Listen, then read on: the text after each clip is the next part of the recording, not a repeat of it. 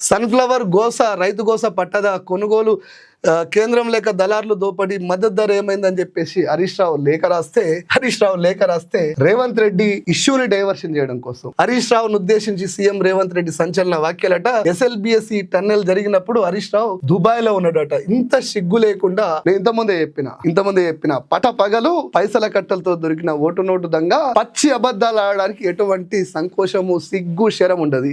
అందుకే రేవంత్ రెడ్డి డైవర్షన్ కోసం యుగ్గి స్టేట్మెంట్ ఇచ్చిండు. వాస్తవంగా ఏం జరిగింది?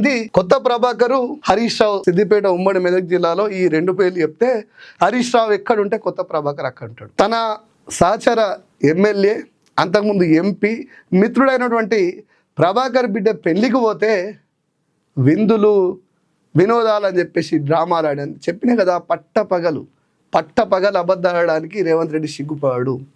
వాస్తవంగా రేవంత్ రెడ్డి గురించి ఒక విషయం చెప్తా. రేవంత్ రెడ్డి అబద్ధం రెండు వేరు కాదు.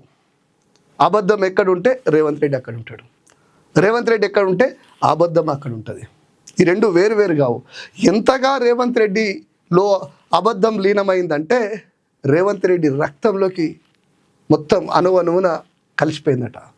ఒకవేళ కనుక రేవంత్ రెడ్డి అబద్ధం చెప్పకుండా నిజం చెప్తే పగిలిపోయి చచ్చిపోతాడేమోనంత స్థాయికి రేవంత్ రెడ్డి అబద్ధాలతో బతికేస్తుండు.